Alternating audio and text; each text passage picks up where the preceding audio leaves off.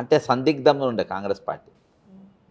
రేవంత్ రెడ్డి వాళ్ళ మీద ఏం ఇంట్రెస్ట్ చూపెడతారు ఆ ఓట్ క్యాచ్ చేయడానికి. ప్రచారం కూడా మీరు మొన్న అన్నట్టుగా ఆ ఫ్లాప్ గిప్ అసలైన ప్రచారమే కాదు, అసలైన మీటింగే కాదు, ఆయన ప్రచారమే లేదు. రేవంత్ రెడ్డితో జూబ్లీ అసలైన పాత్ర జీరో.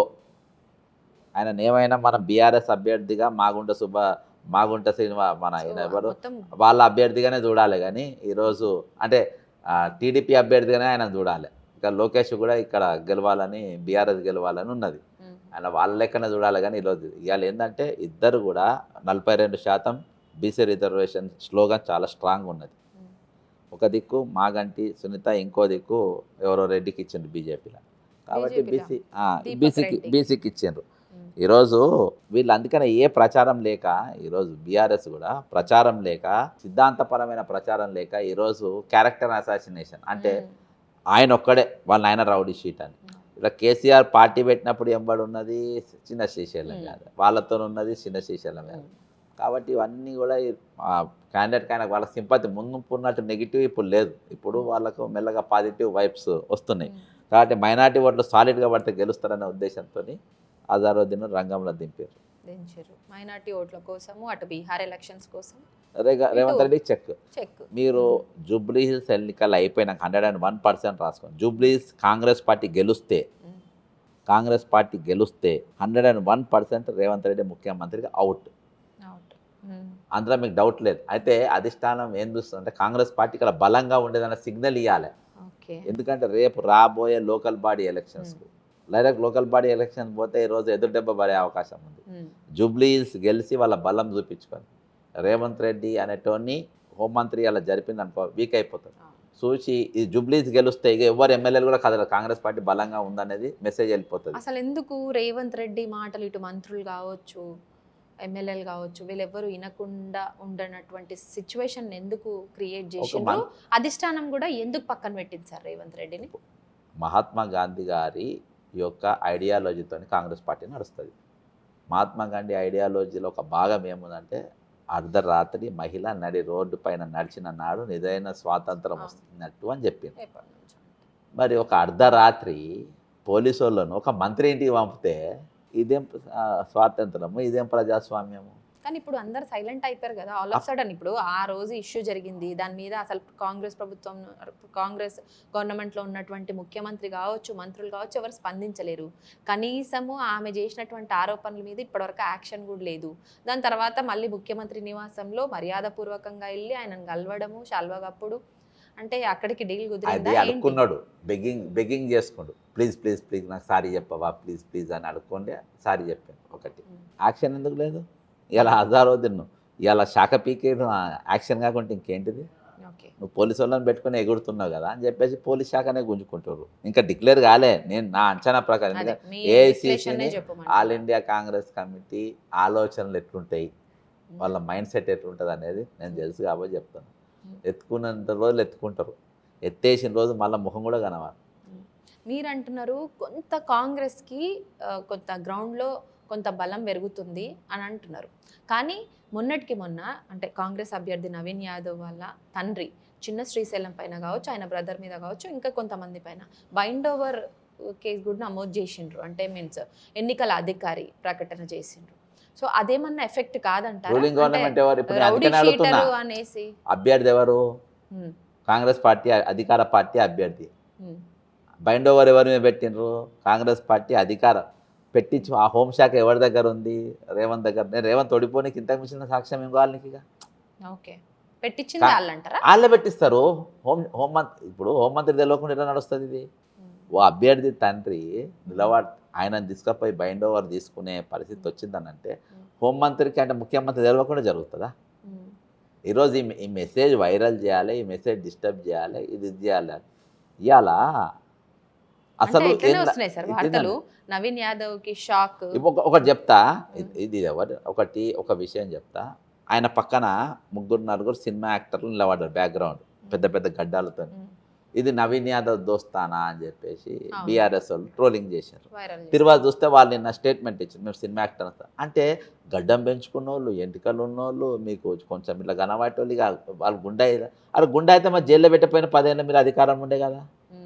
10 సంవత్సరాలు మీరు అధికారం ఉండే కదా, మరి మీరు లోపల పెట్టిపోయిన అంత పెద్ద ప్రమాదకరమైన వ్యక్తి అయితే మరి జైల్లో పెట్టకపోయినారు.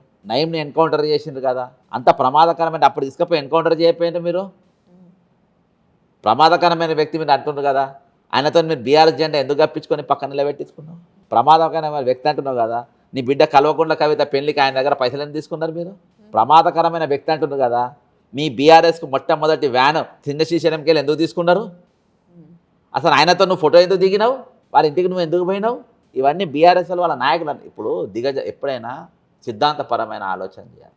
నేను అంట బీఆర్ఎస్ ఏం ప్రచారం చేయాలి, నువ్వు 6 పథకాలు ఇస్తాను ఇయ్యలేదనాలి. నువ్వు హైదరాబాద్ వాళ్ళు అంటలేరు, వాళ్ళు క్యారెక్టర్ అసాసినేషన్ చేస్తారు. సెకండ్ 10,500 మంది రిటైర్డ్ ఎంప్లాయీస్ ఈరోజు పైసలు అందక చాలామంది, ఇప్పటికి 26 మంది చచ్చిపోయారు. దాని మీద నువ్వు మాట్లాడాలి. మీ చర్చ ఏ విధంగా ఉండాలంటే ప్రజలు మెచ్చుకోవాలి. నేను అంట ఈ రాష్ట్రంలో ఈ ఆత్మగౌరవ రాష్ట్రంలో ఒక దుబాయ్ శేఖర్ అంటోడు ముఖ్యమంత్రి కావచ్చు, ఓటుకు నోటు దొంగ ముఖ్యమంత్రి కావచ్చు, ఒక రౌడీ షీటర్ కొడుకు, మాజీ రౌడీ షీటర్ కొడుకు ఎమ్మెల్యే అయితే తప్పే ఉన్నది. ఎమ్మెల్యే ఆయన ఇప్పుడు ఏమన్నా ఆయన రౌడీ షీటరా?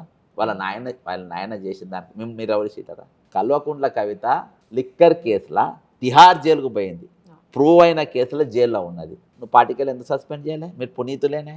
మిమ్మల్ని మొన్న తిట్టినా మొన్న మిమ్మల్ని తిట్టినానే తిట్టినాక ఆ పొంగనే ఇమ్మీడియట్గా ఎందుకు సస్పెండ్ అయ్యారు? మీరు పునీతులు. ఆరోపణ మాత్రమే ఆరోపణ అయితే జైలుకి ఎందుకు పెడతారు? ఆరోపణ అయితే మరి ఈయన మీద ఏమైనా నిరూపణ అయిందా? ఈయనకేమైనా ఉరి శిక్ష పడ్డదా? చిన్న శ్రీశైలంకి ఏమైనా ఉరి శిక్ష పడ్డదా? ఇప్పుడు ఒక ఏళ్ళు ఎత్తి చూపెట్టేటప్పుడు 10 ఏళ్ళు నీ దిక్కు చూపియాలి. ఎందుకంటే బీసీ. సార్ ఇక్కడ ఈ జూబ్లీహిల్స్లో బీసీ అంటే నాకు గుర్తొచ్చింది, 4 లక్షల ఓటర్లలో బీసీలు మైనార్టీలే ఎక్కువ శాతం ఉన్నారు. వాళ్ళ ఓటు బ్యాంకే ఇప్పుడు కీలకంగా మారనున్నాయి గెలుపోటములకు. సో మైనార్టీల విషయంలో మీరు అన్నట్టు ఎంఐఎం పార్టీ ఎప్పుడైనా వీళ్ళకి సపోర్ట్ చేస్తుంది, అధికారంలో ఉన్నటువంటి పార్టీ ఏదైనా సరే వాళ్ళకి సపోర్ట్ చేస్తుంది అంటారు కదా.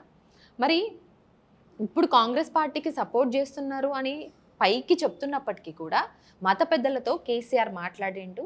So back end phone calls అట్లాంటివన్నీ నడిచినాయి. సో బ్యాక్ ఎండ్ మాత్రం బీఆర్ఎస్కే సపోర్ట్ చేస్తుంది ఎంఐఎం పార్టీ అనే టాక్ కూడా నడుస్తుంది. సో మరి ఇక్కడ వాళ్ళకి సపోర్ట్ చేస్తున్నట్ట వీళ్ళకి సపోర్ట్ చేస్తున్నట్ట?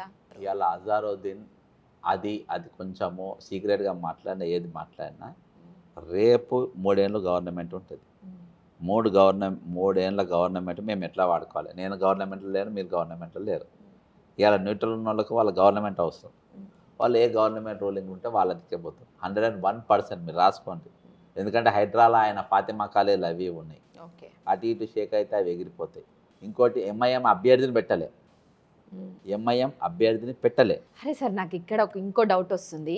ఇప్పుడేమో అంటే ఇప్పుడు కాంగ్రెస్ పార్టీ ఎంఐఎం అభ్యర్థిని పెట్టకుండా కాంగ్రెస్ పార్టీకి సపోర్ట్ చేస్తున్నట్టు సో అధికారికంగా కొంత నడుస్తుంది చర్చ, అందరికీ తెలిసిన విషయమే. కాంగ్రెస్ పార్టీ అంటున్నారు. కానీ ఇదే అజారుద్దీన్ గతంలో పోటీ చేసినప్పుడు మరి ఎంఐఎం క్యాండిడేట్ని ఎందుకు పెట్టినట్టు? ముస్లిం వాళ్ళు చీరాలి కదా. మరి అప్పుడు చీలన్నప్పుడు ఇప్పుడు సపోర్టివ్గా పెట్టకపోవడానికి రీజన్స్ అంటే నాకు కొంత డౌట్ అనిపించాడు. వీళ్ళకు 1 సైడ్ ముస్లిం ఓట్లు 1 సైడ్ పోవాలి. నేను గత ఎన్నికల లెక్క చేస్తే మైనార్టీ ఓట్లు మొత్తం బీఆర్ఎస్ మొన్న ఎంఐఎంని పెట్టలే, మొన్న మైనార్టీ ఓట్లు మొత్తం వీళ్ళకి పోయినాయి. బీఆర్ఎస్ సపోర్ట్ చేసేది ఎంఐఎం బీఆర్ఎస్ సపోర్ట్ ఉండే గారు. ఇప్పుడు ఆయన క్యాంపెయిన్ అంటే ఆయన క్యాండిడేట్ ఉన్నప్పుడు ఎంఐఎం అభ్యర్థిని పెట్టింది. ఇప్పుడు ఎంఐఎం కూడా అవసరం లే. ఇప్పుడు ఎంఐఎం క్యాండిడేట్ లేడు నంబర్ 1.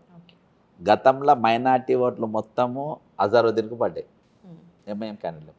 ఇవాళ అజారుద్దీన్ మంత్రి, వీళ్ళందరూ ఆయనను గుర్తుపడతారు.